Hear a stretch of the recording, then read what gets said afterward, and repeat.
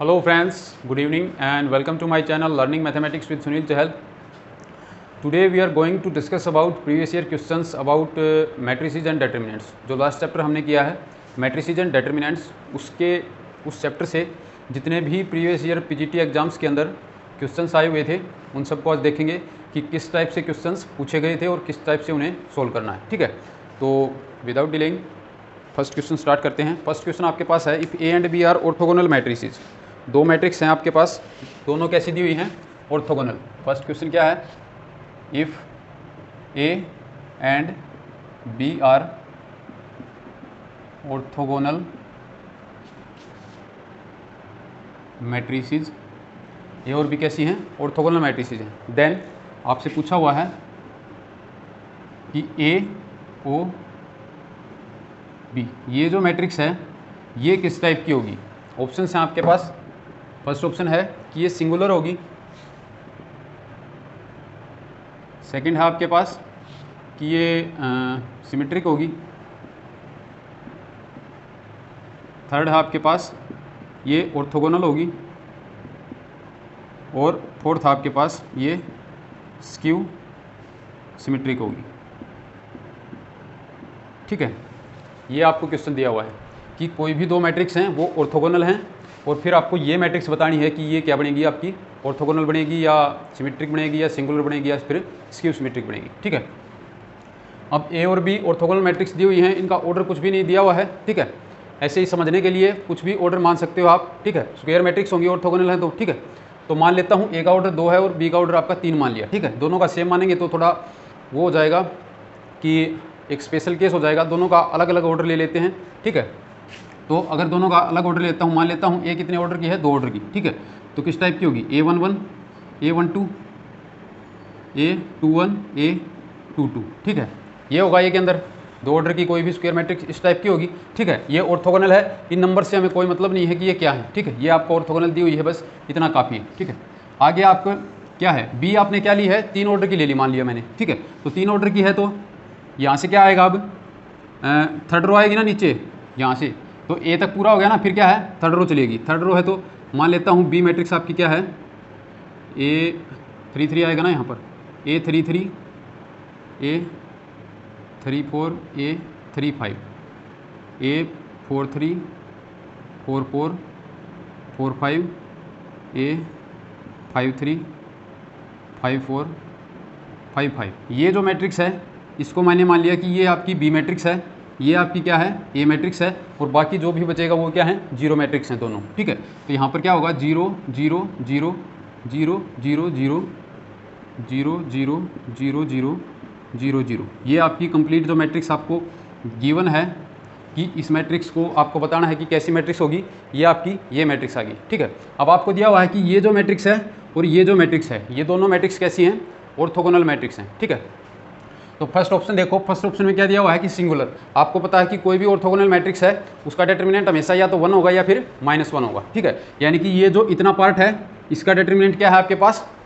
1 या -1। ठीक है, ये जो इतना है इसका डिटर्मिनेंट क्या है? 1 या -1। और अगर इसे ध्यान से देखूँ तो ये किस टाइप की मैट्रिक्स है? Block diagonal matrix. ठीक है, क्या है? ये जो डायगोनल के ऊपर क्या है? ये जो ब्लॉक है, एक ये ब्लॉक है, एक ये ब्लॉक्स है। ठीक है, स्क्वायर ब्लॉक है ना दोनों। ठीक है, तो अगर कोई भी मैट्रिक्स है ऐसी जिसके अंदर डायगोनल ब्लॉक के ऊपर तो नॉन जीरो एंट्रीज हो और ऑफ डायगोनल ब्लॉक्स के ऊपर आपकी कैसी एंट्री हो? जीरो एंट्रीज, तो उस मैट्रिक्स को क्या बोलते हैं? Block diagonal matrix. ठीक है, तो ये एक ब्लॉक डायगोनल मैट्रिक्स है। ठीक है, इसके अंदर ये 2 नॉन जीरो ब्लॉक्स हैं। ठीक है, तो इसका डिटर्मिनेंट क्या होगा आपके पास? कोई भी ब्लॉक डायगोनल मैट्रिक्स है तो उसका डिटर्मिनेंट किसके इक्वल होता है? जो उसके डायगोनल ब्लॉक्स का डिटर्मिनेंट होगा उनकी आपस में मल्टीप्लाई कर देंगे तो क्या जाएगा आपके पास? ब्लॉक डायगोनल मैट्रिक्स का डिटर्मिनेंट। ठीक है, तो यहाँ से क्या आएगा कि इसका डिटर्मिनेंट इंटू इसका डिटर्मिनेंट, दोनों का नॉन जीरो है तो नॉन जीरो की मल्टीप्लाई करूँगा तो नॉन जीरो ही आएगा। मतलब फर्स्ट ऑप्शन आपका नहीं हो सकता कि ये एक सिंगुलर मैट्रिक्स बनेगी। ठीक है, आपको ये सब चेक करने की जरूरत भी नहीं है, आपको सीधा क्या चाहिए?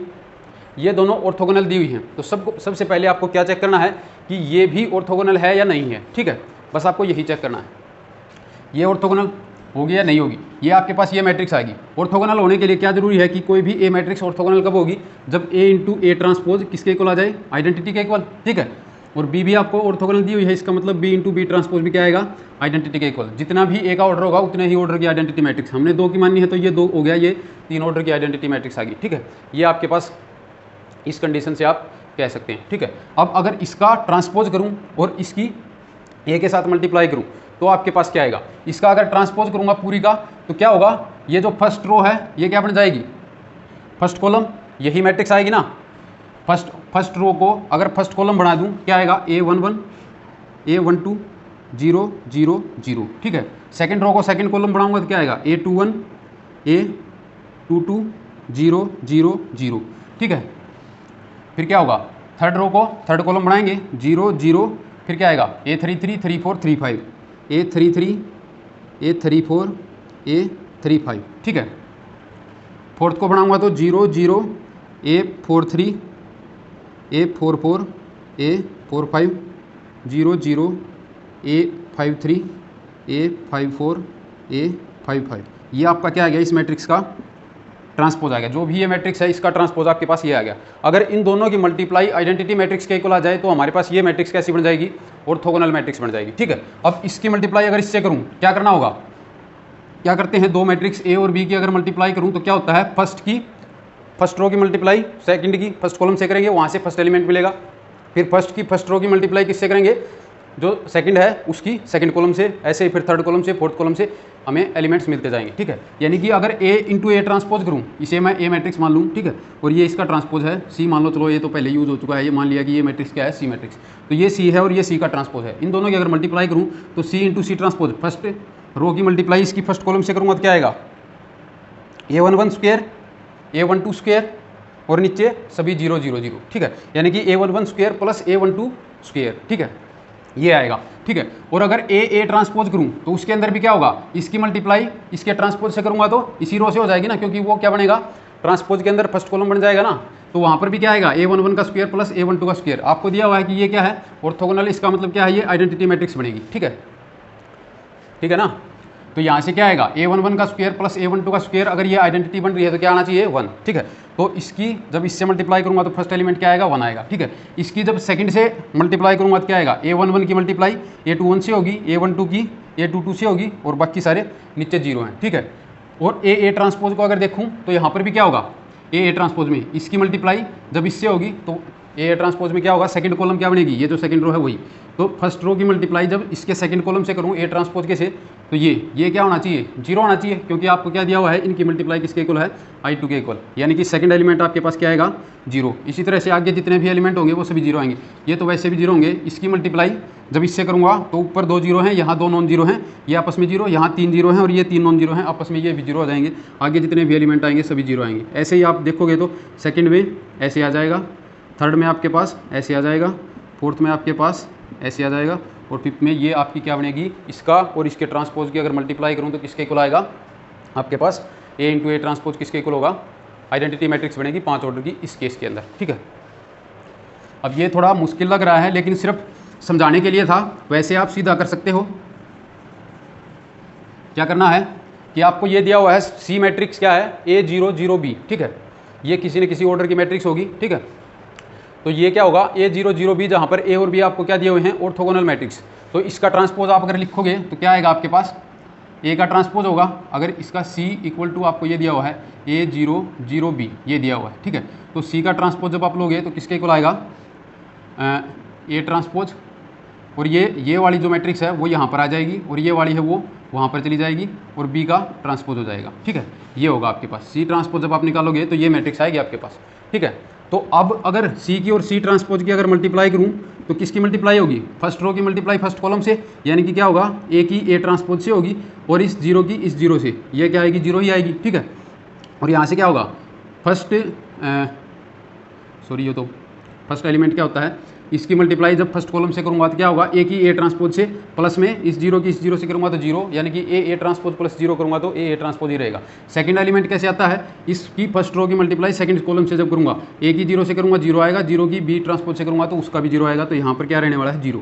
ठीक है, इसी तरह से इसकी मल्टीप्लाई जब इससे करूँगा तो यहाँ पर 0 आएगा, इसकी मल्टीप्लाई जब इससे करूँगा तो यहाँ पर क्या आएगा, बी ट्रांसपोज। ठीक है, ये मैट्रिक्स बनेगी आपके पास सी ट्रांसपोज। ठीक है, यहाँ से क्या होगा, आपको दिया हुआ है कि ए ट्रांसपोज क्या है, आइडेंटिटी मैट्रिक्स है, तो यहाँ पर क्या आ जाएगा, आइडेंटिटी मैट्रिक्स जितने ऑर्डर की आपकी ए मैट्रिक्स थी वो, मान लिया ए मैट्रिक्स एन ऑर्डर की है, तो ये आपके पास एन ऑर्डर की आइडेंटिटी मैट्रिक्स आएगी। ठीक है, यहाँ पर जीरो मैट्रिक्स आएगी, यहाँ पर भी जीरो मैट्रिक्स आएगी। बी ट्रांसपोज भी आपके पास क्या आना चाहिए, आइडेंटिटी मैट्रिक्स। क्यों? क्योंकि ए और बी दोनों कैसी हैं, ऑर्थोगोनल, और ऑर्थोगोनल हैं तो क्या होना चाहिए कि बी और बी ट्रांसपोज किसके इक्वल आएगा, आइडेंटिटी मैट्रिक्स के इक्वल।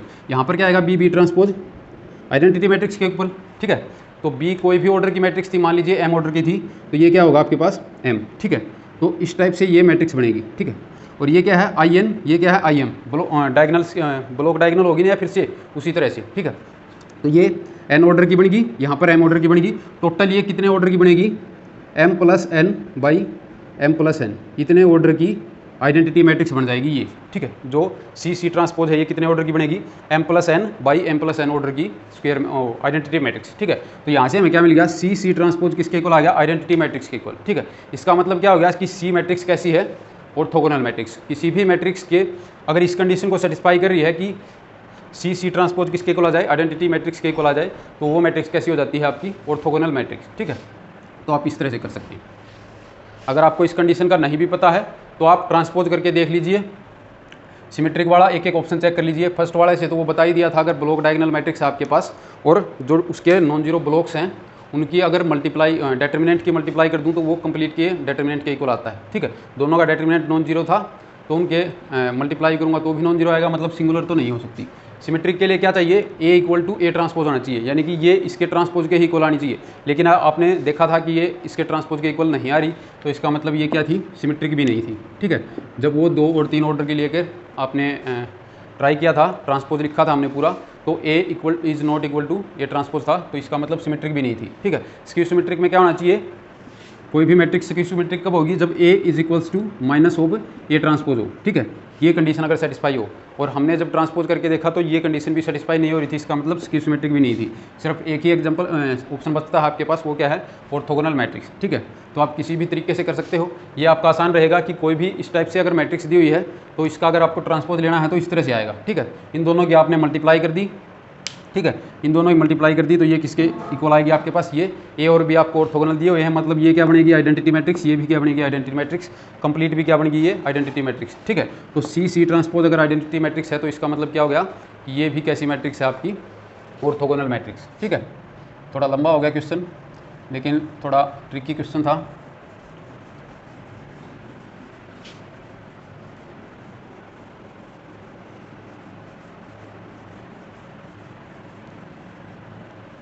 सेकेंड है आपके पास, if a and B are idempotent matrix of same order then a b is.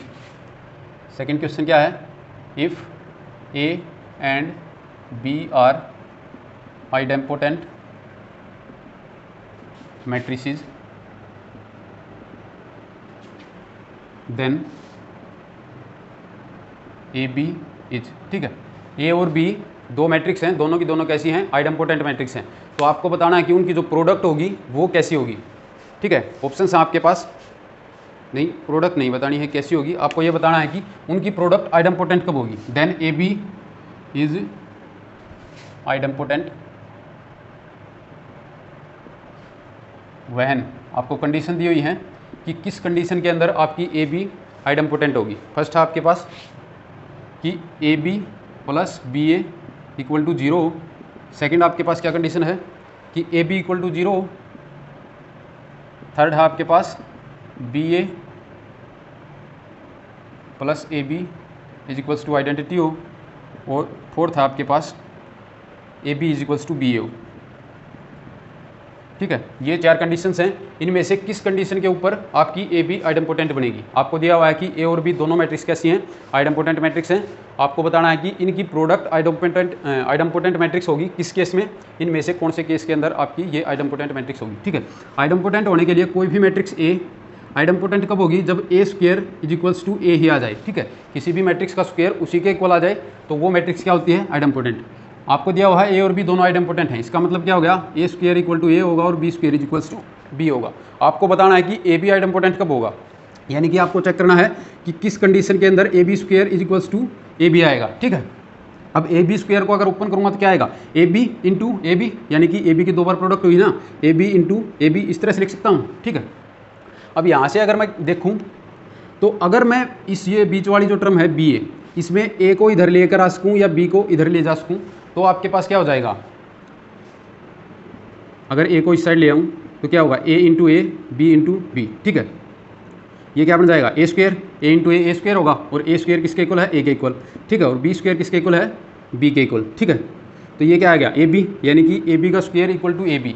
किस केस में आया, जब हम बी ए के ये जो ऑर्डर है उसको चेंज कर सकें, यानी कि बी ए को अगर मैं इक्वल टू ए बी लिख सकूँ, उसी केस में क्या होता है आपके पास कि ए बी का स्क्वेयर किसके इक्वल आ जाएगा, ए बी के इक्वल आ जाएगा। ठीक है, ऐसा ही हुआ ना, क्योंकि यहाँ पर क्या था, ए बी का स्क्वायर तो क्या होगा, A B into A B होगा। ठीक है, अगर ये बीच वाला बी ए है, इसको मैं बी ए की जगह ए बी लिख सकूँ तो क्या हो जाएगा, बी ए को मैंने क्या लिख दिया, ए बी लिख दिया। ठीक है, उस केस में क्या होगा, ए स्क्वायर का ए हो जाएगा और बी स्क्वायर का क्या हो जाएगा, बी। ठीक है, तो वहाँ से हमें क्या मिल जाएगा कि ए बी कैसी मैट्रिक्स होगी, आइडेम्पोटेंट मैट्रिक्स। ठीक है, लेकिन ये कब संभव हुआ है, जब बी ए को हमने इक्वल टू ए बी ले लिया तब। ठीक है, तो ऐसा कोई ऑप्शन है, फोर्थ ऑप्शन आपके पास कि ए b equal to b a होगा, तो आपके पास जो प्रोडक्ट है वो कैसी हो जाएगी, आइडेम्पोटेंट। ठीक है, ये जब आइडेम्पोटेंट मैट्रिक्स करवाई तो उसके अंदर हमने करवाया था कि कोई भी दो मैट्रिक्स अगर आइडेम्पोटेंट हैं तो उनकी प्रोडक्ट आइडेम्पोटेंट कब होगी। ठीक है, अगर इनसे देखें तो ए बी प्लस बी ए अगर इक्वल टू जीरो हो तो यहाँ से क्या आएगा, ए b equal to minus b a. अगर a b equal to minus b a रखूँगा यहाँ पर, क्या आएगा, ये ए बी का स्क्वायर किसके इक्वल आ जाएगा, माइनस ऑफ ए बी के इक्वल। ठीक है, यहाँ से ये क्या होगी, आइडेम्पोटेंट नहीं होगी। ठीक है, ऐसे ही दूसरे ऑप्शन भी लोगे तो भी नहीं होगा, ए b equal to zero matrix ही ले ली। ठीक है, तो जीरो का स्क्वायर तो वैसे जीरो मैट्रिक्स आ जाएगी, लेकिन ये कोई ज़रूरी नहीं है, हर एक केस में ऐसा होना ज़रूरी नहीं है। ठीक है, ए बी की प्रोडक्ट जीरो नहीं आएगी, ए बी, हाँ। ठीक है, नेक्स्ट आपके पास थर्ड क्वेश्चन है,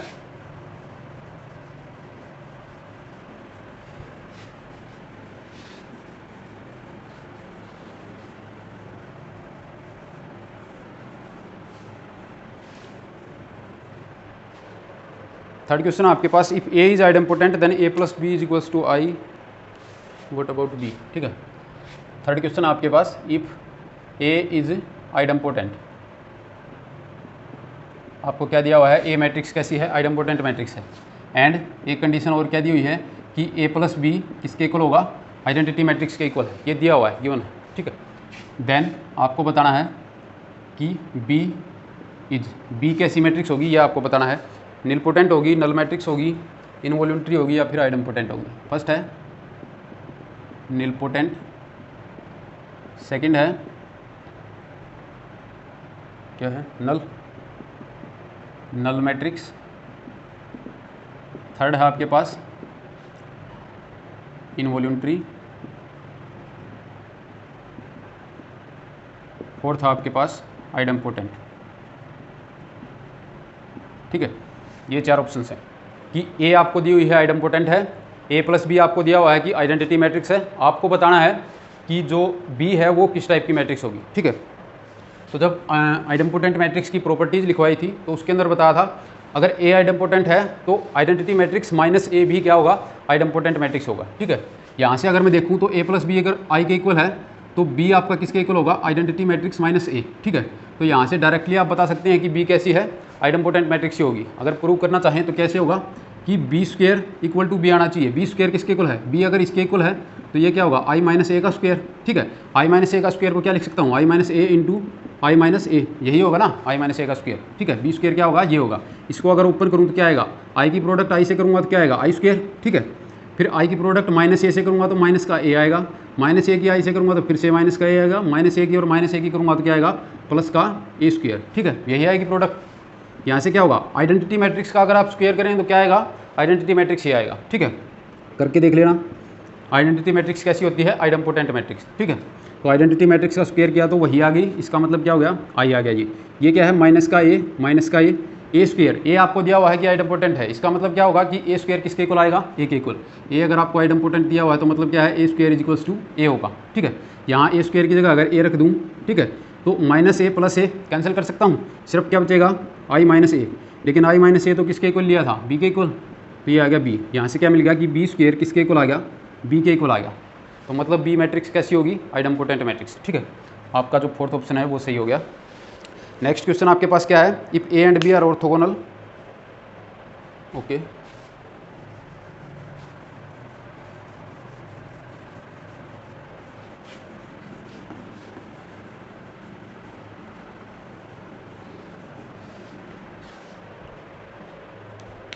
फोर्थ आपके पास if A and B are orthogonal and fourth question है if A and B are orthogonal and determinant of A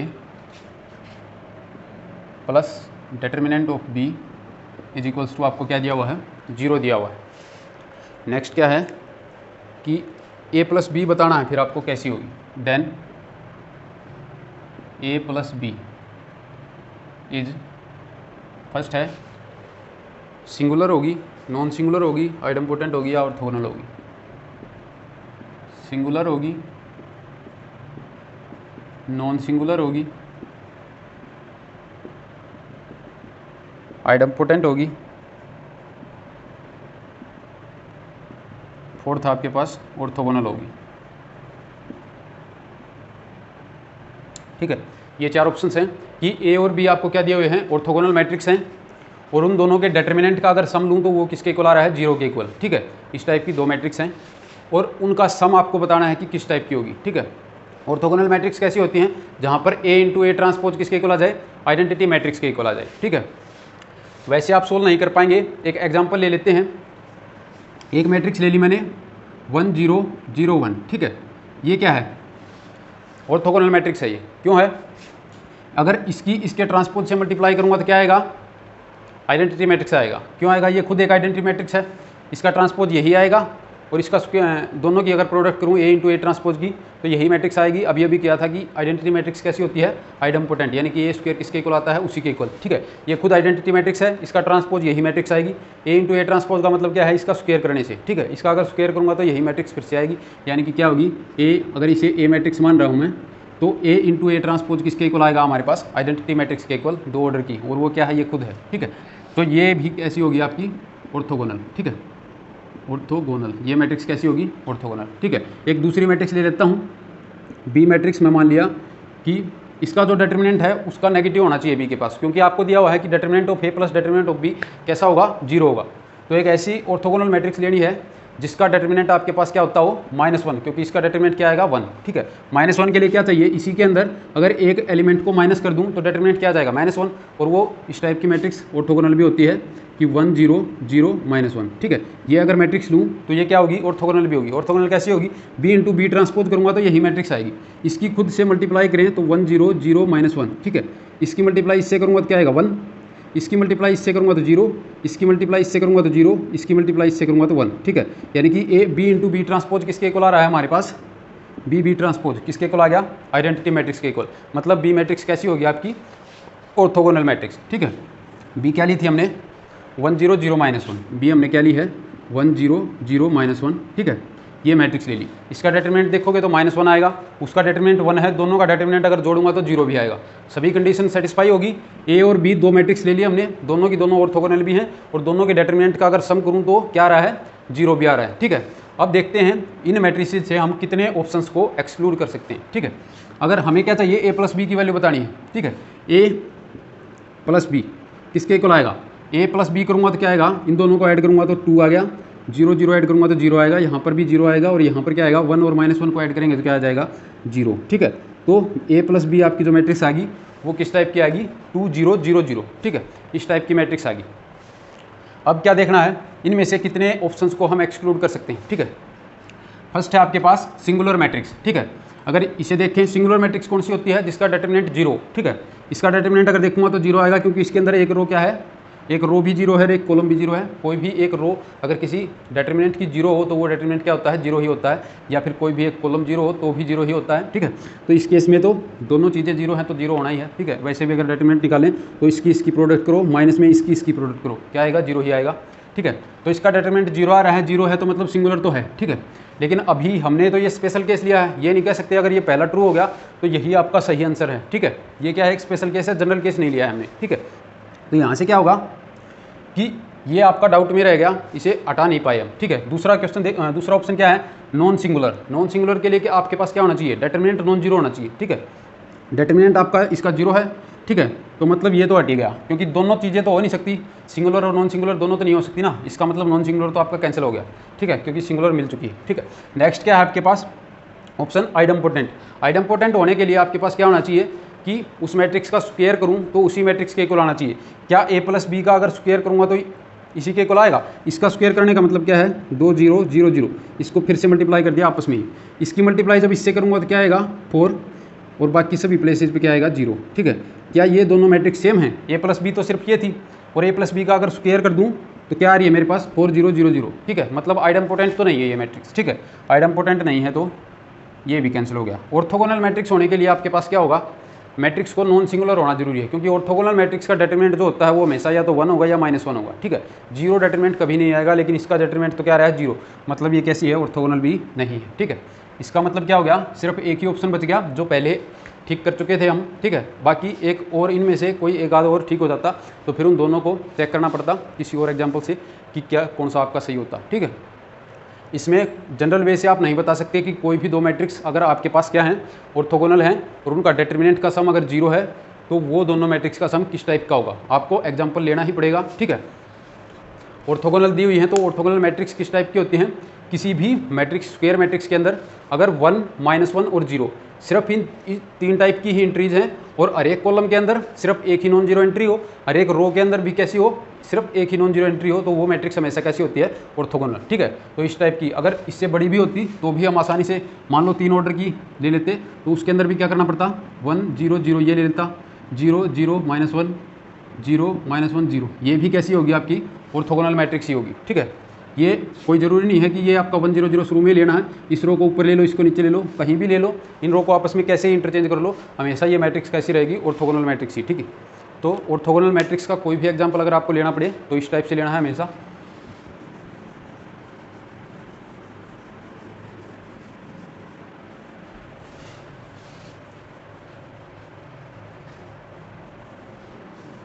next question है, if a equal to 5a - b 3 2। If a matrix दी हुई है 5a - b 3 2। ठीक है, ये दो order की कोई मैट्रिक्स दी हुई है ए। ठीक है, आपको एक कंडीशन और दी हुई है, एंड क्या दिया हुआ है? ए इंटू एडजॉइंट ऑफ ए किसके इक्वल दिया हुआ है? ए इंटू ए ट्रांसपोज के equal, A into A transpose के इक्वल दिया हुआ है। ठीक है, आपको किसकी वैल्यू बतानी है? 5a + b की वैल्यू बतानी है। 5a + b इसकी वैल्यू आपको बतानी है कि क्या होगी। ऑप्शन हैं आपके पास 13 - 1 5 एंड 4। फर्स्ट है 13, सेकंड है आपके पास -1, थर्ड है आपके पास 5, फोर्थ है आपके पास 4।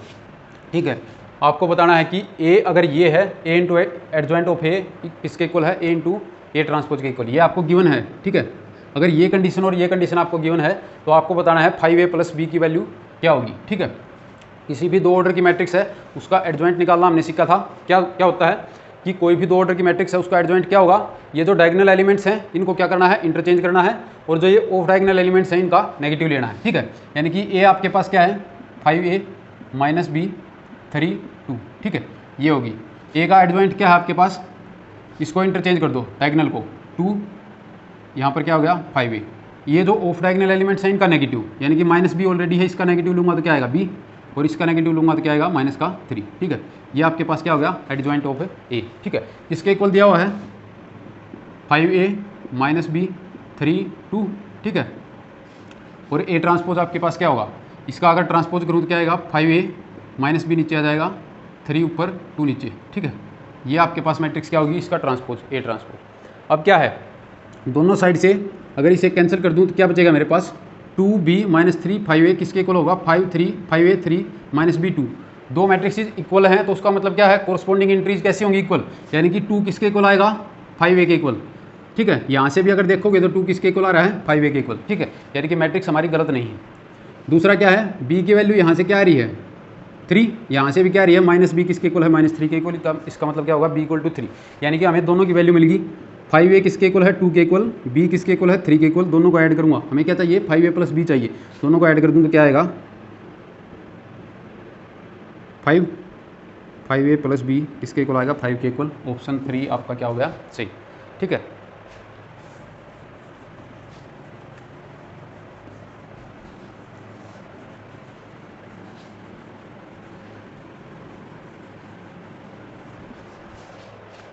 नेक्स्ट आपके पास skew symmetric determinant of odd order is, sixth क्या है, स्क्यू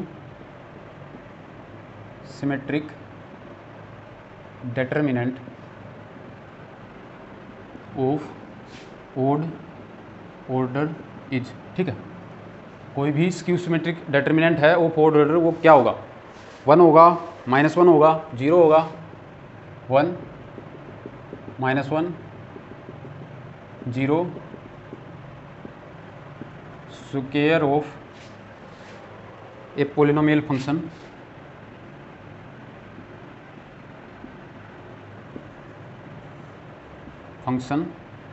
ऑफ इट्स एलिमेंट्स। ठीक है, ये 4 ऑप्शंस आपको दिए हुए हैं कि कोई भी स्क्यू सिमेट्रिक डिटर्मिनेंट है, यानी कि स्क्यू सिमेट्रिक मैट्रिक्स का डिटर्मिनेंट क्या होगा, ओड ऑर्डर की मैट्रिक्स है आपके पास, उसका डिटर्मिनेंट क्या होगा, या तो 1 होगा, -1 होगा, 0 होगा, या फिर square of A polynomial function of its elements. इनमें से कौन सी जो ऑप्शन है वो सही है। ठीक है, स्क्यू सिमेट्रिक मैट्रिक्स क्या होती है, कोई भी मैट्रिक्स ए स्क्यू सिमेट्रिक कब होगी, जब ए का ट्रांसपोज किसके इक्वल आ जाए, माइनस ऑफ ए के इक्वल आ जाए। ठीक है, ये आपके पास कंडीशन होगी। हमें क्या चाहिए, डिटर्मिनेंट चाहिए ओड ऑर्डर की। आपको दिया हुआ है कि ओड ऑर्डर की कोई भी स्क्यू सिमेट्रिक मैट्रिक्स है, ओड की है तो मान लेता हूँ 2n+1, जनरल कोई भी n की वैल्यू 1 2 3 -1 0 कुछ भी ले लो, ये जो 2n+1 है हमेशा कैसा नंबर रहेगा, ओड नंबर। ठीक है, तो मान लिया ए मैट्रिक्स किस ऑर्डर की है, 2n+1 ऑर्डर की है, ओड ही रहेगा ना। ठीक है, तो ये ए का ट्रांसपोज भी 2n+1 का ही होगा, और ए भी कितने ऑर्डर की होगी, 2n+1। 2n+1 का मतलब क्या है यहाँ पर, 2n+1 क्रॉस 2n+1। ठीक है, इस तरह से। तो ए आपके पास मान लिया कोई भी ओड ऑर्डर की मैट्रिक्स है, और आपको स्क्यू सिमेट्रिक दी हुई है, तो किसके इक्वल होगी, ए ट्रांसपोज किसके इक्वल होगा, माइनस ऑफ ए के इक्वल। आपको पता है कि ए ट्रांसपोज का डिटर्मिनेंट लो या फिर ए का डिटर्मिनेंट लो, दोनों का डिटर्मिनेंट क्या आएगा, सेम ही आएगा। ठीक है, तो दोनों साइड अगर डिटर्मिनेंट लो तो क्या आएगा, ए ट्रांसपोज का डिटर्मिनेंट किसके इक्वल आएगा, माइनस ऑफ ए का डिटर्मिनेंट। ठीक है, जहाँ पर क्या है, ए कितने ऑर्डर की है, 2n+1। ठीक है, क्रॉस 2n+1। ठीक है, इस ऑर्डर की है, यानी कि ओड ऑर्डर की। यहाँ से क्या है, ए ट्रांसपोज का जो डिटर्मिनेंट होगा वो किसके इक्वल होता है, ए के डिटर्मिनेंट के इक्वल। तो इसकी जगह ए का डिटर्मिनेंट रिप्लेस कर सकता हूँ मैं, ए डिटर्मिनेंट किसके इक्वल आ गया, माइनस ऑफ ए का डिटर्मिनेंट। ठीक है, और ये कितने ऑर्डर की है, ओड ऑर्डर की। ठीक है, ओड लिख देता हूँ यहाँ पर, ओड ऑर्डर का ये डिटर्मिनेंट है। ठीक है, अब आपको पता है जब डिटर्मिनेंट किया तो उसकी एक प्रॉपर्टी थी कि अगर आपके पास एन ऑर्डर की कोई मैट्रिक्स है, ए क्या है, एन ऑर्डर की कोई भी मैट्रिक्स है, तो k टाइम्स ऑफ ए का अगर डिटर्मिनेंट लूंगा तो किसके इक्वल आता है, k⁻n into determinant of a. ठीक है, ये आपने प्रॉपर्टी देखी थी डिटर्मिनेंट की। ठीक है, तो यहाँ से अगर मैं देखूँ k की वैल्यू क्या है, -1। ठीक है, तो इस राइट साइड को अगर सोल्व करूँ तो क्या आना चाहिए, -1 सम ओड नंबर। ठीक है, और इंटू डिटर्मिनेंट ऑफ ए। ठीक है, ये आना चाहिए। और लेफ्ट साइड किसके इक्वल है, ये ए डिटर्मिनेंट के इक्वल। ठीक है, और -1 की कोई ओड पावर करेंगे क्या आएगा, -1 ही आएगा। ठीक है, तो यहाँ से ये क्या हो गया, ए का डिटर्मिनेंट किसके इक्वल हो गया, -1 टाइम्स ऑफ ए का डिटर्मिनेंट। इसको अगर इस साइड लेकर आऊँ क्या आएगा, 2 times of A determinant equal to 0। ठीक है, 2 नंबर्स की प्रोडक्ट 0 है, उनमें से एक नंबर तो 2 है और एक है आपका ए डिटर्मिनेंट।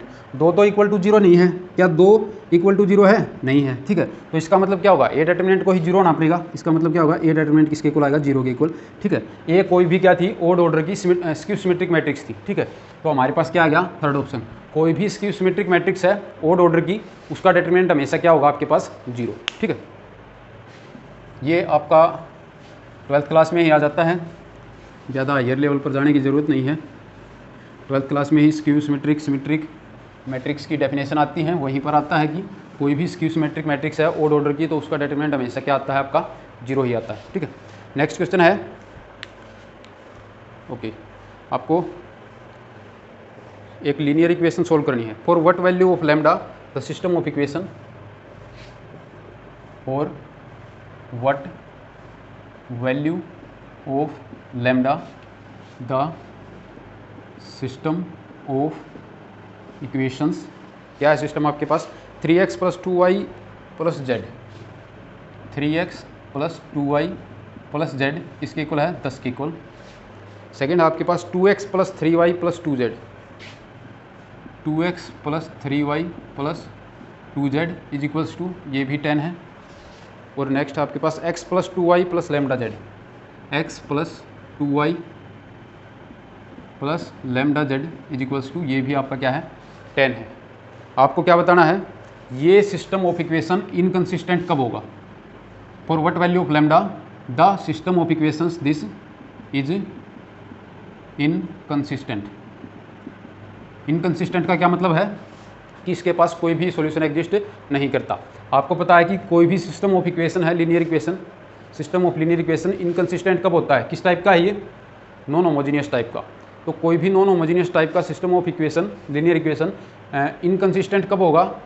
जब आपका rank of the coefficient matrix is not equal to rank of augmented matrix. Augmented matrix क्या होगी? कोफिशिएंट मैट्रिक्स आपके पास क्या है? 3 2 1, 3 2 1, ठीक है। फिर क्या है? 2 3 2, 2 3 2, ठीक है। फिर क्या है? 1 2 लैम्डा, 1 2 लैम्डा, ठीक है। ये आ गया आपके पास, हाँ ये है कोफिशिएंट मैट्रिक्स। ऑगमेंटेड मैट्रिक्स क्या होगी? अगर ये जो कॉन्स्टेंट्स हैं इनको भी इसमें साथ में ही रख दूँ तो, ठीक है, इनको भी क्या रख दिया मैंने साथ में ही, 10 10 10। ये आपकी क्या है? Complete augmented matrix for this system of equation. आपको क्या निकालना है? इसका रैंक निकालना है, ठीक है। यहीं से आपको क्या मिलेगा? कोफिशिएंट मैट्रिक्स का रैंक भी मिलेगा। कंप्लीट को देखोगे तो किसका मिलेगा? ऑगमेंटेड मैट्रिक्स का रैंक, ठीक है। तो अगर कोफिशिएंट मैट्रिक्स का रैंक ऑगमेंटेड मैट्रिक्स के रैंक से कम आ गया तो सिस्टम कैसा हो जाएगा? इनकंसिस्टेंट, ठीक है। आपको वही कंडीशन चाहिए, लैम्डा की वो वैल्यू चाहिए जिसके ऊपर ये सिस्टम कैसा हो जाए? इनकंसिस्टेंट, ठीक है। अब यहाँ पर क्या है? रैंक निकालने के लिए क्या करना पड़ेगा? इसे एक्लन फॉर्म में चेंज करना पड़ेगा, ठीक है। एक्लन फॉर्म में कैसे चेंज करेंगे? फर्स्ट नॉन जीरो एलिमेंट है, उसके नीचे जितने भी एलिमेंट हैं सबको जीरो करना पड़ेगा, ठीक है। लेकिन यहाँ पर 3 के साथ अगर ऑपरेशन लगाऊंगा तो थोड़ा कन्फ्यूजिंग होगा, क्योंकि यहाँ पर 2 है, इस रो को मैं ऊपर ले जाता हूँ, ठीक है, इंटरचेंज कर देता हूँ। इंटरचेंज करने से आपका रैंक चेंज नहीं होगा, ठीक है। कोई भी मैट्रिक्स आपके पास, उसकी रोज को अगर इंटरचेंज कर दूँ तो रैंक आपका चेंज होने वाला नहीं है उससे, ठीक है। तो ये जो लास्ट रो है इसको मैंने इंटरचेंज करके फर्स्ट रो बना दिया, ठीक है। तो यहाँ पर लिख भी देते हैं कि R1 और R3 को हमने क्या कर दिया? इंटरचेंज कर दिया। तो हमारे पास मैट्रिक्स क्या बनेगी? 1 2 लैम्डा 10, ठीक है। फिर क्या आएगा? इसको नीचे ले आए ना 3 2 1 वाली को, तो ये दूसरे नंबर पर 2 3 2 ही रहेगी, और ये क्या आएगी? 3 2 1 10, ठीक है। इन दोनों को इंटरचेंज किया तो आपके पास ये मैट्रिक्स आ गई, ठीक है। अब इसको क्या करना है? रो एक्लन फॉर्म के अंदर चेंज करेंगे, ठीक है। यहाँ पर आपके पास क्या है? फर्स्ट एंट्री 1 है, नॉन जीरो एंट्री है, इसके नीचे जितनी भी एंट्री है सभी को जीरो बनाना है, ठीक है। जीरो बनाने के लिए क्या करना पड़ेगा? R2 के ऊपर क्या ऑपरेशन लगाऊंगा? R2 क्या ऑपरेशन लगा दिया? R2 माइनस 2 R1, ठीक है। R3 के ऊपर क्या लगेगा? R3 के ऊपर क्या ऑपरेशन लगा दिया? R3 माइनस 3 R1, ठीक है। तो जो भी आपके पास नई मैट्रिक्स आएगी वो क्या बनेगी? R3 माइनस 3 R1 करूँगा तो क्या बनकर आएगी? यहीं लिख लेते हैं, ठीक है। ऊपर वाली तो ऐसे ही रहेगी 1 2 लैम्डा 10, ठीक है। नीचे क्या होगा? यहाँ पर 0, यहाँ इसको -2 से मल्टीप्लाई करके इसमें ऐड करूँगा तो क्या आएगा? -1। यहाँ पर -2 से मल्टीप्लाई करके इसमें ऐड करूँगा तो 2 माइनस 2 लैम्डा, और यहाँ पर इसको -2 से मल्टीप्लाई करके इसमें ऐड करूँगा तो क्या आएगा? -10, ठीक है। -20 होगा ना, प्लस का 10 तो -10 आ गया, ठीक है। यहाँ पर क्या होगा? -3 से मल्टीप्लाई करके इसमें ऐड करना है 0, -3 से मल्टीप्लाई करके इसमें ऐड करूँगा तो -6 प्लस का 2, यहाँ पर क्या आ गया? -4, ठीक है। यहाँ पर क्या होगा? -3 से मल्टीप्लाई करके इसमें ऐड करना, यानी कि 1 3 लैम्डा आ गया, ठीक है। 1 3 लैम्डा ये आएगा ना, ठीक है। यहाँ पर क्या होगा? यहाँ से -10 से -3 से मल्टीप्लाई करके थर्ड में ऐड करना है, यानी क्या होगा? -30 प्लस का 10 माइनस का 20, ठीक है। ये मैट्रिक्स आ गई। अब इसके नीचे तो जीरो आएगी। सेकंड रो के अंदर फर्स्ट नॉन जीरो एंट्री क्या है? ये है। इसके नीचे जितनी भी एंट्री हैं सभी क्या होनी चाहिए? जीरो। इसके नीचे जीरो करने के लिए क्या करना पड़ेगा? इसको -4 से मल्टीप्लाई करूँ तो क्या आ जाएगा? 4, और इन दोनों को ऐड कर दूंगा तो क्या बन जाएगा? मेरे पास नीचे जीरो आ जाएगा, ठीक है। यानी कि अब क्या ऑपरेशन लगा दिया मैंने? R3 के ऊपर क्या कर दिया? R3 minus 4 times of R2, ये कर दिया। क्या बनेगी नई मैट्रिक्स? ऊपर वाली दोनों रोज ऐसी 1 2 लैम्डा 10 ही रहेगा। सेकंड में आपके पास 0 -1 2 माइनस 2 लैम्डा और माइनस का 10 एज इट इज़ रहेगा। नीचे क्या आएगा? इसको -4 से मल्टीप्लाई करके थर्ड रो में ऐड कर दिया, तो इसके नीचे तो जीरो ही बनना है, ठीक है। इसको अगर -4 से मल्टीप्लाई करूँ तो क्या आएगा? -8 और प्लस का 8 लैम्डा, -8 प्लस का 8 लैम्डा, और नीचे क्या है? 1 3 लैम्डा, इसके अंदर ऐड करना है, ठीक है। तो -8 है और प्लस का 1 है, तो यानी यहाँ पर क्या आएगा? -7 प्लस का 8 लैम्डा है, -3 लैम्डा है, क्या आएगा? प्लस का 5 लैम्डा, यही आएगा ना, ठीक है। और यहाँ पर क्या होगा? इसको किससे मल्टीप्लाई करना था? -4 से। -10 को -4 से करूँगा तो क्या आएगा? प्लस का 40, और नीचे क्या है? -20, दोनों को ऐड करूँगा तो क्या आएगा? प्लस का 20 आ जाएगा, ठीक है। ये आपके पास मैट्रिक्स आ गई, ठीक है। ये किसके अंदर चेंज होगी, अब रो एक्लन फॉर्म के अंदर चेंज होगी, ठीक है।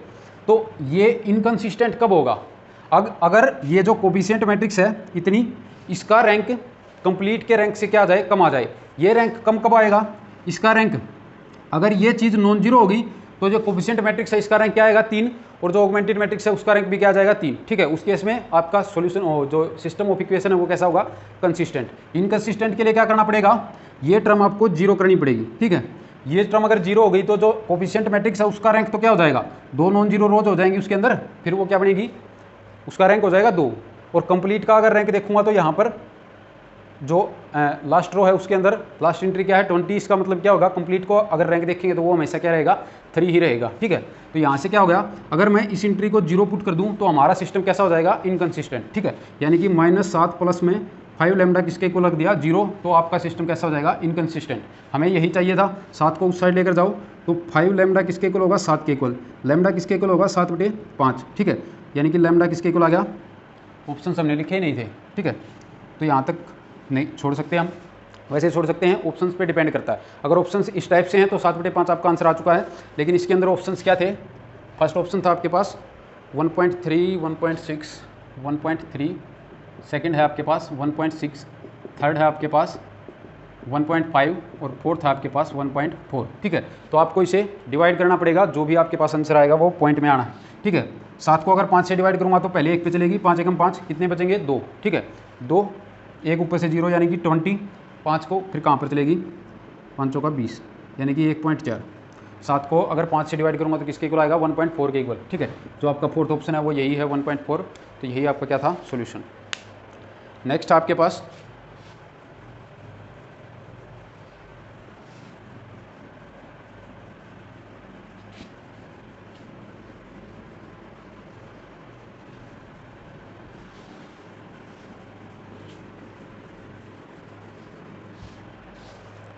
नेक्स्ट क्या है, इफ़ m एक मैट्रिक्स दी हुई है, आपको बताना है कि वो किस टाइप की है। इफ़ 8th क्वेश्चन है, m is equals to -5 -8 0, -5 -8 0, 3 5 0, 3 5 0, next है 1 2 -1, 1 2 -1, ठीक है। ये मैट्रिक्स है। ऑप्शन हैं आपके पास, फर्स्ट है कि ये नीलपोटेंट मैट्रिक्स है। सेकंड ऑप्शन आपके पास क्या है कि ये क्या है, इनवॉल्यूंटरी मैट्रिक्स है। थर्ड ऑप्शन आपके पास क्या है कि ये एक पीरियोडिक मैट्रिक्स है, ठीक है। थर्ड आपके पास क्या है, और फोर्थ क्या है आपके पास, ये एक ऑर्थोगोनल मैट्रिक्स है, ठीक है। ये कैसी है, एक ऑर्थोगोनल मैट्रिक्स है। ये आपके पास 4 ऑप्शन है। ये मैट्रिक्स आपको दी हुई है, आपको बताना है कि इनमें से कौन सी मैट्रिक्स है। फर्स्ट आपको क्या दिया हुआ है, नीलपोटेंट। नीलपोटेंट मैट्रिक्स का रैंक डिटरमिनेंट हमेशा क्या होता है, 0 होता है, ठीक है। लेकिन इस मैट्रिक्स का अगर आप डिटरमिनेंट निकालेंगे तो 0 नहीं आएगा, क्यों, क्योंकि अगर इस कॉलम के अलोंग इसके डिटरमिनेंट को एक्सपेंड करूँ तो -1 टाइम्स क्या आएगा आपके पास, ये चीज़ आएगी, ठीक है। ये क्या होगा, -5 की 5 से करूँगा तो माइनस का 25, इसकी इससे करूँगा तो प्लस का 24, ये क्या बचेगा, -1, ठीक है। और ये क्या होगा, -1 से यहाँ पर मल्टीप्लाई कर दिया, किसके इक्वल आएगा, 1 के इक्वल, ठीक है। तो इसका डिटरमिनेंट तो बना रहा है। नीलपोटेंट मैट्रिक्स होती तो डिटरमिनेंट क्या आना चाहिए था, 0 आना चाहिए था, ठीक है। यानी कि फर्स्ट आपका ऑप्शन क्या हो गया, कैंसिल, ठीक है। सेकंड क्या है, इनवॉल्यूंटरी होने के लिए क्या होना पड़ेगा, इसका स्क्वायर आइडेंटिटी मैट्रिक्स आना चाहिए। पीरियोडिक होने के लिए भी क्या होना पड़ेगा, पीरियोडिक मैट्रिक्स कौन सी होती है कि there exist some positive integer k such that कि उस मैट्रिक्स की पावर अगर के करूँ तो वही मैट्रिक्स आ जाए, ठीक है। एक जो आइडेंपोटेंट मैट्रिक्स होती है वो भी क्या होती है, एक तरह से पीरियोडिक मैट्रिक्स होती है, क्योंकि ए स्क्वायर उसके अंदर क्या आ जाता है, ए के इक्वल। ये जो इनवॉल्यूंटरी होगी ये भी एक तरह से अगर देखें तो ये भी कैसी होगी, आपके पास पीरियोडिक मैट्रिक्स भी होगी। ये जो इनवॉल्यूंटरी मैट्रिक्स है वो कैसी होगी, पीरियोडिक मैट्रिक्स भी होगी, क्योंकि ए का इनवॉल्यूंटरी में क्या होता है, अगर ए मैट्रिक्स इनवॉल्यूंटरी है तो ए स्क्वायर किसके इक्वल आएगा, आइडेंटिटी मैट्रिक्स के इक्वल, ठीक है। और अगर दोनों साइड फिर से ए से मल्टीप्लाई कर दूँ, क्या आएगा मेरे पास, ए क्यूब किसके इक्वल आ जाएगा, ए के इक्वल, ठीक है। तो यानी कि हमें एक ऐसा पॉजिटिव इंटीजर मिल गया जिसके लिए आपके पास ए रेज टू पावर वो इंटीजर करूँ तो क्या आ जाएगा आपके पास, वही मैट्रिक्स, ठीक है। तो एक तरह से आपके पास जो इनवॉल्यूंटरी मैट्रिक्स है वो पीरियोडिक मैट्रिक्स भी होती है, ठीक है। तो यहाँ पर ये पीरियोडिक मैट्रिक्स एक तरह से ऑप्शन देना नहीं चाहिए था, पर दे दिया है, चलो फोर्थ आपके पास ऑर्थोगोनल। ऑर्थोगोनल होने के लिए क्या होना पड़ेगा, ए इंटू ए ट्रांसपोज किसके इक्वल आना चाहिए, आइडेंटिटी मैट्रिक्स के इक्वल। ठीक है, तो एक एक करके देखते हैं। पहले ए स्क्वायर निकाल लेते हैं। ठीक है, ए स्क्वायर ये आपके पास मैट्रिक्स है। ए स्क्वायर क्या होगा, -5 -8 0 3 5 0 1 2 -1, ये मैट्रिक्स है। ठीक है, ए स्क्वायर के लिए क्या करना पड़ेगा, फर्स्ट रो की मल्टीप्लाई अगर फर्स्ट कॉलम से करूँ, इसकी इससे करूँगा तो क्या आएगा 25, फिर -8 की 3 से करेंगे तो माइनस का, अच्छा हाँ यहीं पर आएगा, माइनस का 24, और 0 की 1 से करेंगे तो 0 ही आएगा। यानी कि फर्स्ट एंट्री आपके पास क्या आएगी, 25 - 24 क्या आ गया, 1 आ गया। ठीक है, यहाँ पर आ गया 1।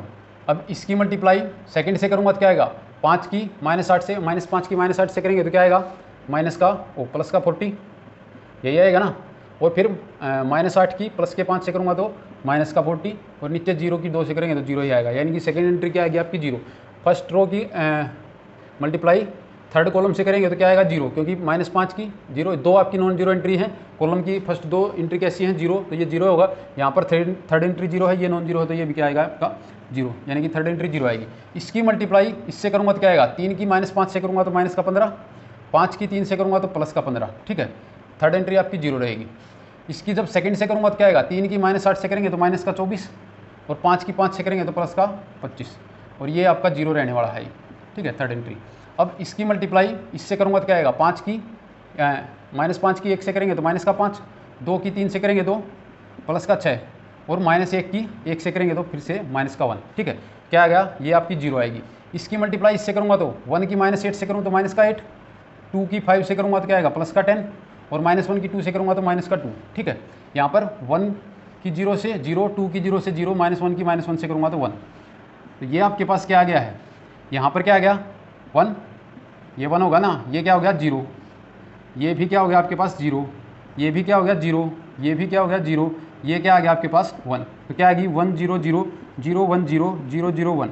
ए स्क्वायर आपके पास किसके इक्वल आ गया, आइडेंटिटी मैट्रिक्स के इक्वल। मतलब मैट्रिक्स आपकी कैसी है, इनवॉल्यूंटरी मैट्रिक्स है। ठीक है, ये ऑप्शन आपको देना नहीं चाहिए था, अगर दे रखा है फिर भी आपको क्या लगाना है, इनवॉल्यूंटरी मैट्रिक्स। ठीक है, तो क्योंकि इनवॉल्यूंटरी आपकी डेफिनेशन क्या होती है कि a square is equals to identity matrix आए तो मैट्रिक्स को क्या बोलते हैं, इनवॉल्यूंटरी मैट्रिक्स। ठीक है, ये थोड़ा जनरल केस हो जाएगा, लेकिन आपको यही लगाना है कि इनवॉल्यूंटरी मैट्रिक्स है। ये आपको चेक करने की ज़रूरत नहीं है, क्योंकि ये क्वेश्चन आपका पीजीटी मैथमेटिक्स DSSB में आया हुआ था, नेट में नहीं था। नेट में हो सकता है एक से ज़्यादा आंसर ठीक हो, क्योंकि अगर नेट के अंदर जो सी पार्ट होता है CSIR नेट का, उसके अंदर क्या आता है, एक से ज़्यादा ऑप्शंस ठीक हो सकते हैं। अगर ये नेट में आया होता सी पार्ट में, तो फिर आपके ये दोनों आंसर सही हो सकते थे। ठीक है, इनवॉल्यूंटरी भी थी ये और पीरियोडिक मैट्रिक्स भी थी। ठीक है, लेकिन DSSB में मल्टीपल ऑप्शन सही नहीं होते, सिर्फ एक ही ऑप्शन को आपको सही लगाना है। तो उस केस में आपको क्या करना है, सिर्फ इनवॉल्यूंटरी मैट्रिक्स ही लगाना है।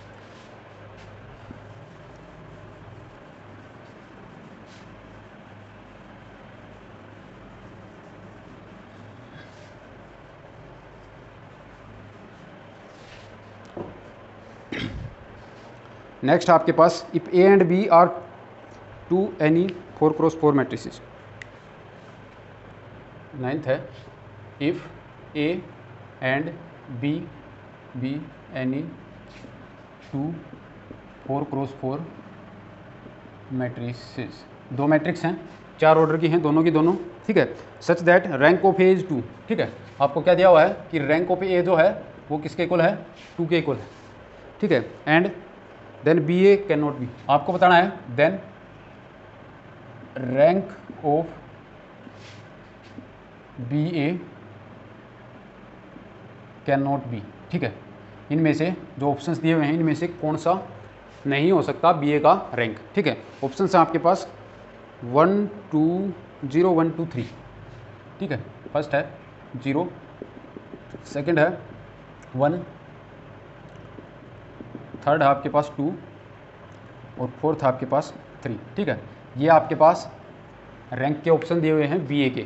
आपको बताना है इनमें से कौन सा रैंक नहीं हो सकता बीए का। ठीक है, तो जब हमने रैंक पढ़ा था तो उसके अंदर देखा था अगर 2 मैट्रिसेस ए और बी हैं तो उनकी प्रोडक्ट का रैंक हमेशा क्या होता है, लेस देन इक्वल टू उन दोनों में से जिसका भी मिनिमम रैंक होगा उससे छोटा रहेगा। ठीक है, तो यहाँ पर हमारे पास क्या है, बी के बारे में तो कुछ बताया नहीं हुआ है। ठीक है, सिर्फ ए के बारे में बताया हुआ है कि ए का रैंक क्या है आपके पास 2 है। ठीक है, तो बी का रैंक अगर 2 से भी छोटा है तो जो इनकी प्रोडक्ट है उसका रैंक बी के रैंक से भी छोटा रहेगा, या फिर बी के रैंक के मैक्सिमम टू मैक्सिमम कहाँ तक जा सकता है, बी के रैंक तक जा सकता है, ठीक है। लेकिन बी का कुछ बताया नहीं हुआ है तो उसके बारे में कुछ कह नहीं सकते, ठीक है। ए का बताया हुआ है कि ए का रैंक क्या है 2, ठीक है। तो इसका मतलब क्या है, इन दोनों की जो प्रोडक्ट है उसका रैंक 2 से ज़्यादा तो नहीं हो सकता, ठीक है। कोई भी दो मैट्रिसेस हैं उनका रैंक अगर आपको दिया हुआ है तो उनकी प्रोडक्ट का रैंक क्या होता है, हमेशा उनमें से जिसका भी मिनिमम रैंक है दोनों में से उसके रैंक से कम होगा, या फिर मैक्सिमम टू मैक्सिमम उसके रैंक के इक्वल होगा, ठीक है। तो यहाँ पर क्या है, दोनों की प्रोडक्ट है, ए का रैंक आपको दिया हुआ है 2, आपसे पूछा हुआ है कि बी ए का जो रैंक है वो इनमें से कौन सा नहीं हो सकता। आपके पास क्या है, जो 3 है वो नहीं हो सकता। क्यों नहीं हो सकता, क्योंकि ए का रैंक आपको 2 दिया हुआ है, तो बी ए का रैंक 2 से ज़्यादा नहीं जा सकता, मैक्सिमम टू मैक्सिमम 2 ही जा सकता है, इससे हमेशा कम ही रहेगा, ठीक है। तो 3 आपका जो ऑप्शन है वो गलत है, ठीक है। यानी कि ऑप्शन तो सही है ये, रैंक ऑफ बी ए 3 नहीं हो सकता, ठीक है, ये बात है। तो यहाँ पर आपका ऑप्शन राइट ऑप्शन क्या होगा 3। नेक्स्ट आपके पास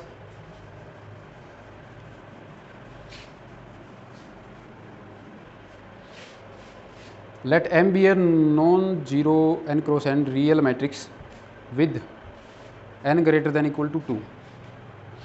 क्या है, let m be a non zero matrix, कैसी है, नॉन जीरो मैट्रिक्स है, n cross n real matrix है, एन ऑर्डर की है और रियल मैट्रिक्स है, ठीक है। और क्या दिया हुआ है, विद एन की वैल्यू कम से कम 2 होगी, with n greater than equal to 2, ठीक है। यानी कि एन की मिनिमम वैल्यू आपकी 2 तो कम से कम होगी ही। नेक्स्ट फिर क्या दिया हुआ है, which of the following statement is true, which of the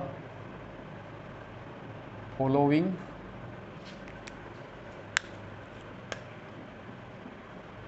statement is true, ठीक है। स्टेटमेंट आपके पास फर्स्ट है कि डिटर्मिनेंट ऑफ एम अगर 0 है, क्या है कि determinant of M equal to 0 क्या इंप्लाई करेगा, rank of M equal to 0, rank of M equal to 0, ठीक है।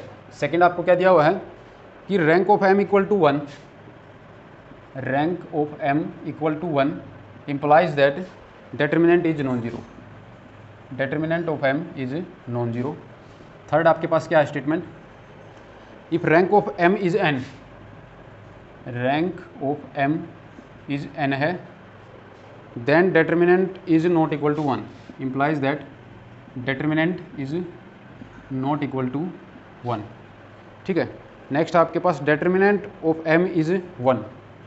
फोर्थ क्या है, determinant of M is equals to 1 implies that rank of M is non zero, rank of M is non zero.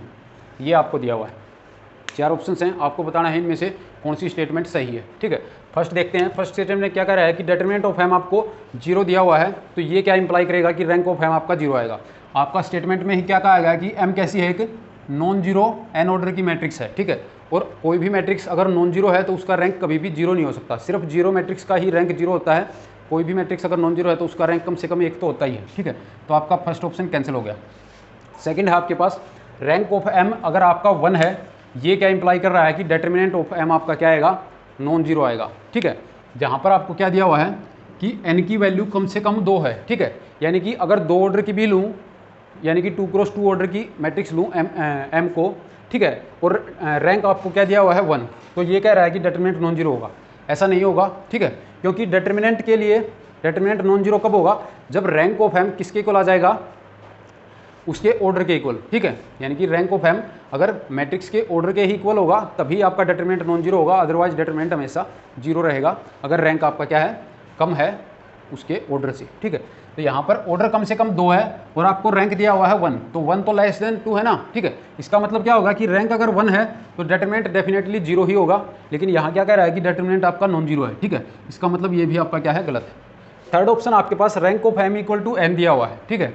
क्या दिया हुआ है कि rank of M किसके इक्वल है, एन के इक्वल। फिर ये क्या कह रहा है कि डिटर्मिनेंट कभी भी 1 नहीं होगा, अगर ऐसा हुआ तो, ठीक है। मान लिया मैंने एन की वैल्यू 2 है, ठीक है, और रैंक ऑफ एम आपने इसने कह दिया कि एन है, इसका मतलब मैंने एन को अगर 2 लूँगा तो रैंक ऑफ एम में क्या होगा हमारे पास 2, ठीक है। यानी कि 1 0 0 1 मैंने ये मैट्रिक्स ले ली, ठीक है। इसने इसके बारे में और तो कुछ नहीं कहा, नॉन जीरो मैट्रिक्स है, नॉन जीरो भी है, एन क्रॉस एन की है, मैंने 2 की ले ली क्योंकि एन की वैल्यू कम से कम 2 ले सकते हैं, ठीक है, मैंने 2 की ले ली, ठीक है। सभी कंडीशन सेटिस्फाई कर रही है ना। रियल मैट्रिक्स भी है, n क्रॉस n की है, जहाँ पर n की वैल्यू कम से कम 2 हो सकती है, तो 2 ही ले ली मैंने, ठीक है। और नॉन जीरो मैट्रिक्स भी है, सभी कंडीशन सेटिस्फाई होगी इसकी। फिर इसने क्या कहा है कि rank of m equal to n है, यानी कि रैंक ऑफ m कितना होना चाहिए, 2 होना चाहिए, क्योंकि n की वैल्यू 2 ले ली, तो ये कंडीशन भी इसकी मैंने सेटिस्फाई कर दी, ठीक है। फिर ये क्या कह रहा है कि डिटरमिनेंट कभी भी 1 नहीं होगा अगर rank of m equal to n आ गया तो, ठीक है। लेकिन यहाँ पर अगर इसका डिटरमिनेंट लूँ तो इसकी प्रोडक्ट क्या आएगी 1, माइनस में इसकी और इसकी प्रोडक्ट करूँगा 0, यानी कि डिटरमिनेंट क्या आ गया आपके पास 1 ही आ गया। लेकिन इसने तो कहा था नहीं आएगा, तो ये भी आपका क्या होगा कैंसिल, फोर्थ ऑप्शन आपका क्या होगा राइट आंसर, ठीक है। इसने क्या कहा कि डिटरमिनेंट ऑफ m अगर 1 है तो रैंक ऑफ m कभी भी 0 नहीं होगा, ठीक है।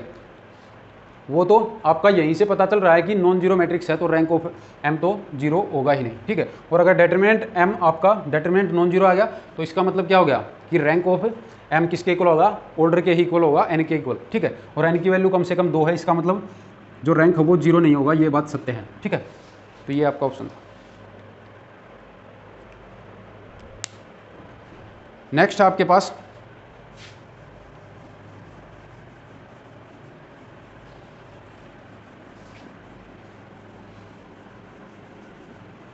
नेक्स्ट है कि suppose the matrix A is equals to, कोई मैट्रिक्स दी हुई है, वैसे ये हमने अभी तक जो भी किया है उससे रिलेटेड नहीं है, इसके अंदर आइगन वैल्यू की बात हुई है, हमने अभी तक आइगन वैल्यू की नहीं है, तो इसे छोड़ भी सकते हैं। बाकी अगर आप देखना चाहें तो चलो देख लेते हैं एक बार।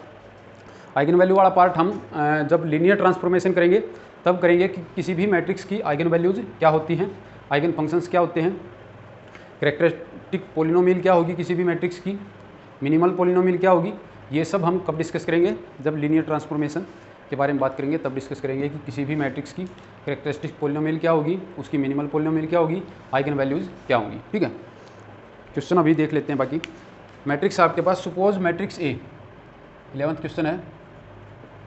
सपोज A आपके पास क्या दी हुई है, 40 minus 29 minus 11, 40 minus 29 minus 11, minus 18 30 and minus 12, minus 18 30 minus 12, फिर आपके पास 26 24 माइनस 50, 26 24 माइनस 50। ये आपके पास कोई भी मैट्रिक्स दी हुई है और कहा गया है कि it has lambda, it has नहीं लिखो, चलो one of its eigen value is, आपको दी हुई है कि लैम्डा है, इसकी एक आइगन वैल्यू क्या दी हुई है, लैम्डा दी हुई है, ठीक है। आपको क्या बताना है, और लैम्डा क्या है, नॉन जीरो है, एंड लैम्डा कैसी है, नॉन जीरो। फिर आपको क्या बताना है, which of the following must be eigen value of a, which of the following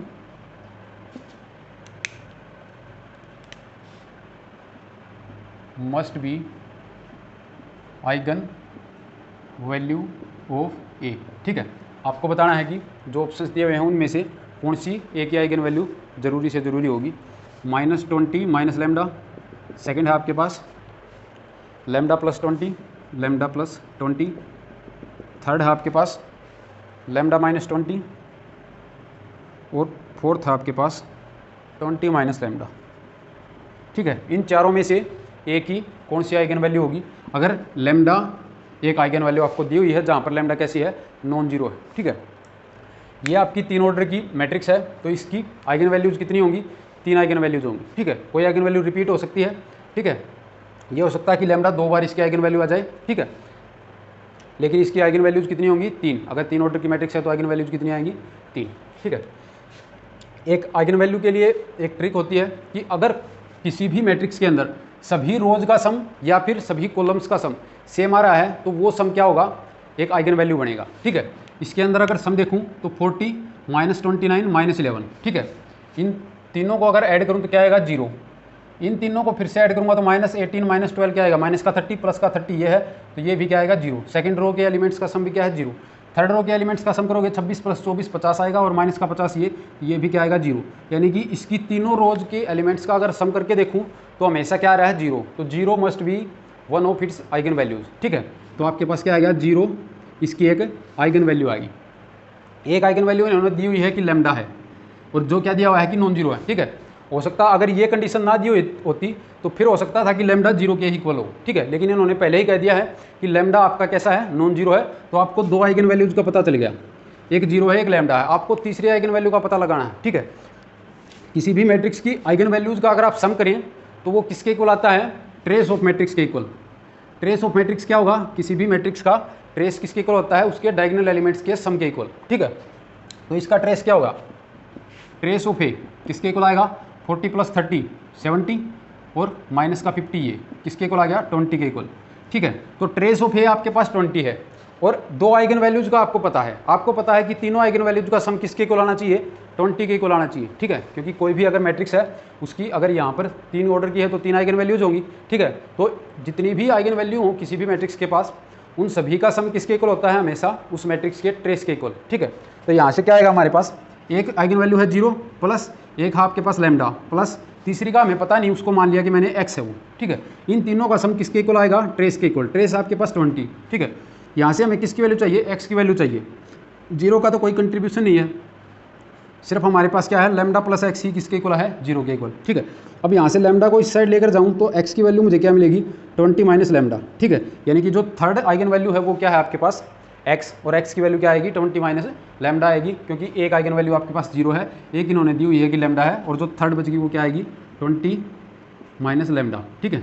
ये 3 आइगन वैल्यूज होंगी इस मैट्रिक्स के पास।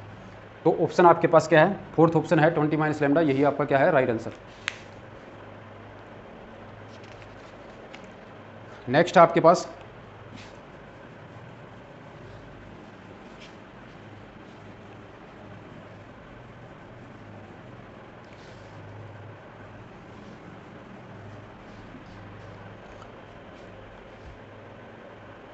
नेक्स्ट क्या है, एक मैट्रिक्स दी हुई है 12th, इफ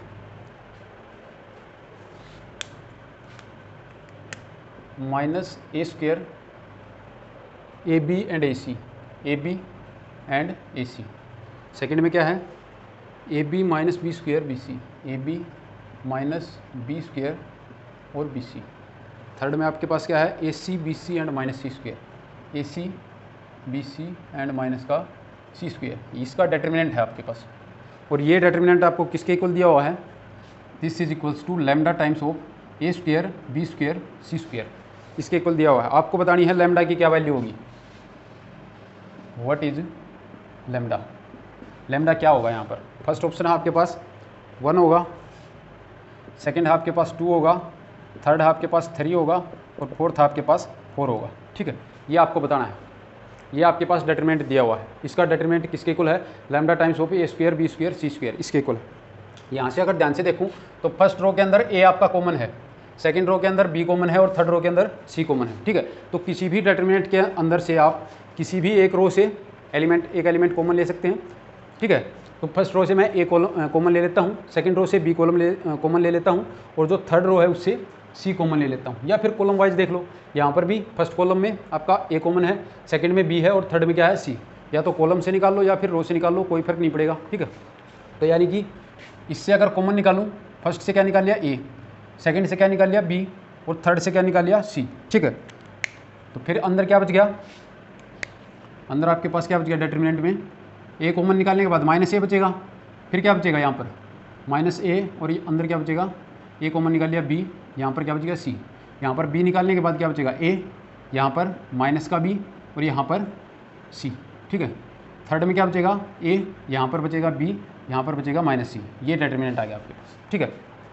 अब ये डिटरमिनेंट है, आपको डिटरमिनेंट की प्रॉपर्टीज़ करवाई तो बताया था कि डिटरमिनेंट के ऊपर कब इफेक्ट नहीं पड़ता, अगर किसी रो के अंदर किसी दूसरी रो को कोरस्पॉन्डिंग, अगर इस रो के अंदर मान लो थर्ड रो के सभी एलिमेंट्स को क्या ऐड कर दूं, किसी और रो के कोरस्पॉन्डिंग एलिमेंट्स को ऐड कर दूं किसी कांस्टेंट से मल्टीप्लाई करके, ठीक है। ये कर सकता हूँ ना, तो आपका डिटरमिनेंट चेंज नहीं होगा। 3 एलिमेंट्री ऑपरेशन होते हैं, एक तो किन्हीं दो रोज को मैं आपस में इंटरचेंज कर दूं, उसके अंदर डिटरमिनेंट पर क्या इफेक्ट पड़ता है, आपका डिटरमिनेंट क्या होता है, नेगेटिव साइन से चेंज हो जाता है, ठीक है।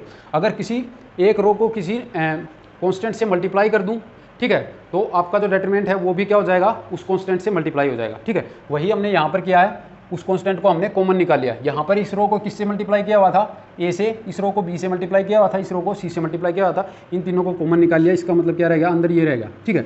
ए बी सी आपका क्या आ गया 12। दूसरा ऑपरेशन क्या है आपके पास, तीसरा क्या होता है कि किसी भी रो के सभी एलिमेंट्स के अंदर किसी दूसरी रो के कोरस्पॉन्डिंग एलिमेंट्स को ऐड कर दूं या सब्ट्रैक्ट कर दूं किसी स्केलर से मल्टीप्लाई करके, ठीक है। यहाँ पर क्या करूँ मैं, यहाँ पर इसके नीचे ए है, इसके नीचे भी ए है, जो फर्स्ट एलिमेंट है -a, इसके नीचे ए है, यहाँ पर भी ए है, ठीक है। तो सेकंड रो के अंदर अगर मैं फर्स्ट रो को ऐड कर दूं तो यहाँ पर क्या जाएगा 0, और कोई इफेक्ट भी नहीं पड़ेगा, डिटरमिनेंट के ऊपर कोई इफेक्ट नहीं पड़ेगा, ठीक है।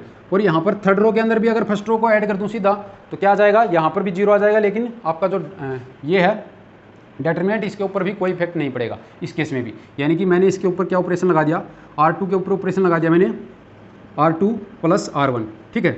R3 के ऊपर भी क्या ऑपरेशन लगा दिया, R3 + R1, ठीक है। इन दोनों को अगर ऐड कर दूं तो मेरे पास डिटरमिनेंट क्या हो जाएगा, चेंज होकर ABC आपका साथ में रहेगा, ABC, ठीक है।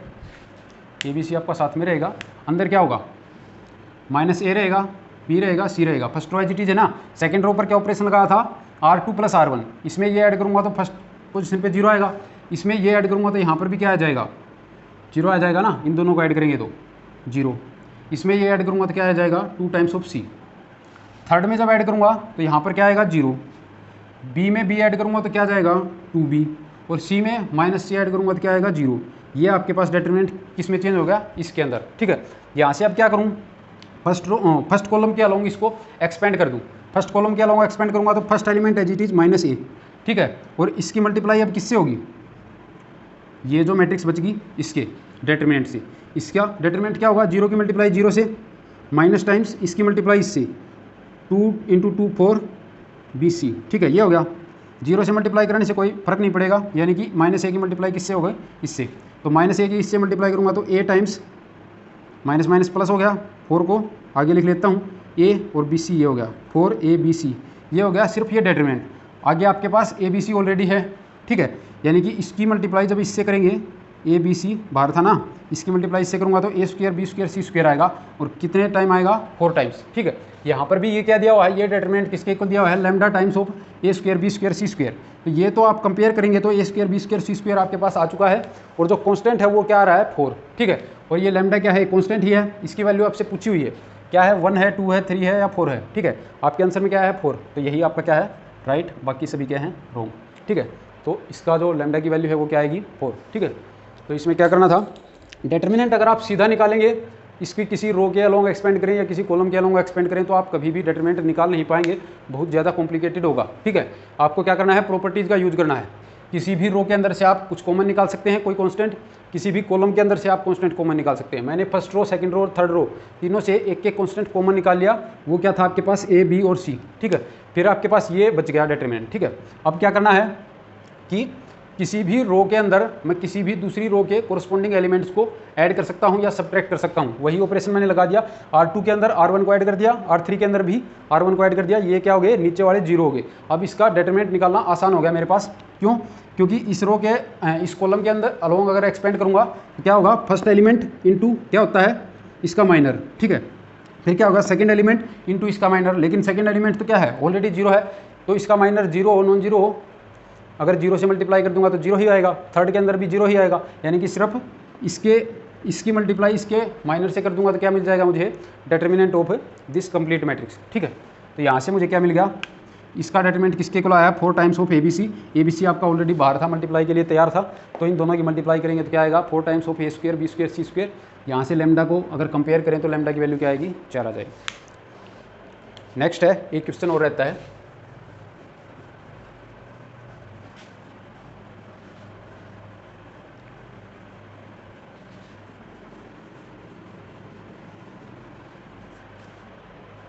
नेक्स्ट क्वेश्चन क्या है, आपको एक मैट्रिक्स दी हुई है A = 102 102, फिर क्या है 5 1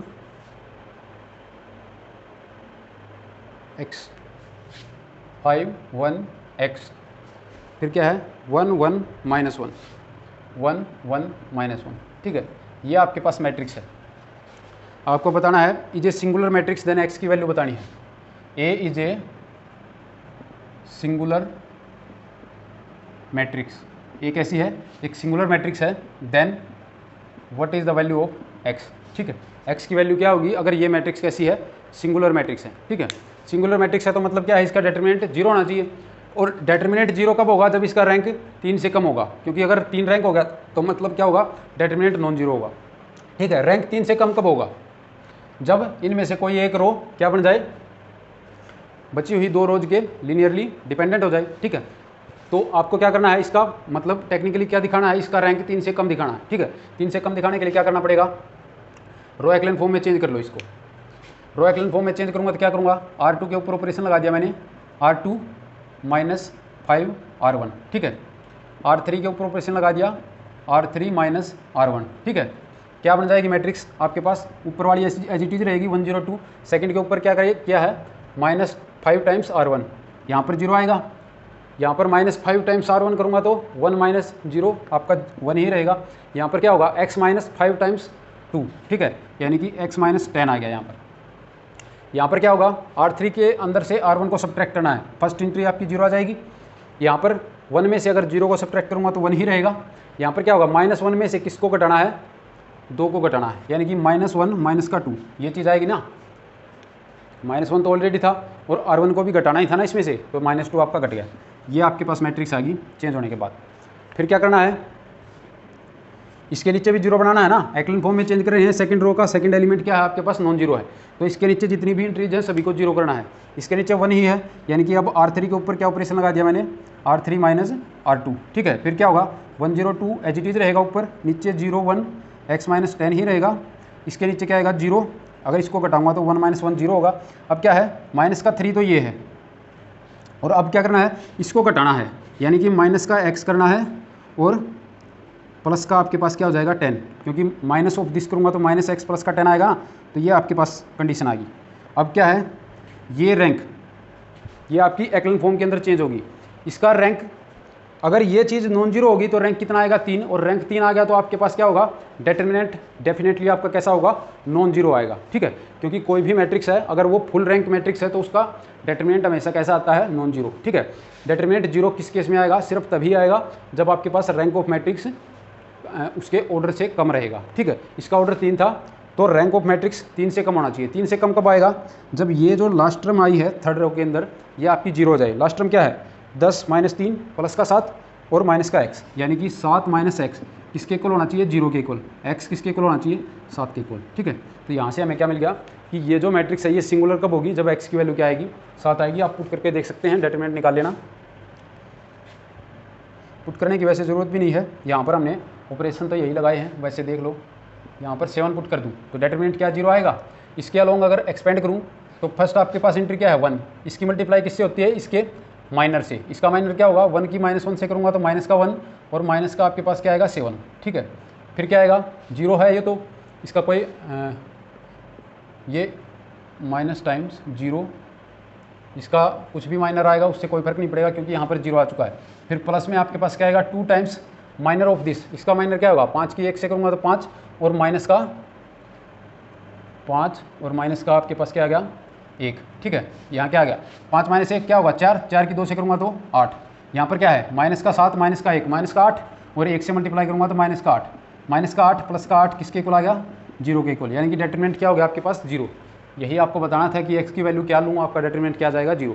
ये आपको चेक करने की जरूरत नहीं है, आपको सिर्फ क्या करना है मैट्रिक्स को रो एक्लन फॉर्म में चेंज करना है और जो थर्ड रो का लास्ट एलिमेंट आएगा उसको किसके इक्वल पुट करना है 0 के इक्वल। उसको 0 के इक्वल पुट करते ही आपका रैंक क्या हो जाएगा लेस देन 3 हो जाएगा और लेस देन 3 होते ही मैट्रिक्स कैसी हो जाएगी सिंगुलर मैट्रिक्स। ठीक है, तो ये था आपके पास। एक क्वेश्चन आपके लिए छोड़ रहा हूँ एक्सरसाइज के तौर पर, ये भी वैसे एग्जाम के अंदर ही आया हुआ था। ये क्वेश्चन आपका KVS के अंदर था, KVS नहीं सॉरी NVS के अंदर था। 2019 का NVS PGT का जो एग्ज़ाम हुआ था उसके अंदर थे ये दोनों क्वेश्चंस। एक मैंने करवा दिया है, एक आपके लिए छोड़ रहा हूँ, इसी टाइप का है। 14th क्वेश्चन है, इफ़ 0 1 -2, ये आपके पास मैट्रिक्स क्या दी हुई है 0 1 -2, फिर क्या है -1 0 3 -1 0 3, नेक्स्ट आपके पास लैम्डा -3 एंड 0, लैम्डा -3 एंड 0। ये आपके पास मैट्रिक्स है, इज ए सिंगुलर मैट्रिक्स है। ठीक है, ये कैसी है, एक सिंगुलर मैट्रिक्स है। आपको क्या बताना है, लैम्डा की वैल्यू बतानी है कि ये मैट्रिक्स कैसी हो जाए, सिंगुलर। आपको क्या बताना है, लैम्डा की वैल्यू बतानी है, क्या आएगी। ऑप्शंस लिख देता हूँ। फर्स्ट आपके पास -3, सेकंड है आपके पास -5 और थर्ड है आपके पास 4 और फोर्थ है आपके पास 2। ठीक है, ये 4 ऑप्शंस हैं, इनमें से जो भी सही है वो आपको कमेंट करना है इस वीडियो के कमेंट बॉक्स में आप कमेंट कर सकते हैं। तो आई होप आपको वीडियो पसंद आई होगी, और अगर वीडियो पसंद आई है तो लाइक शेयर और सब्सक्राइब कर दें। Thanks for watching guys.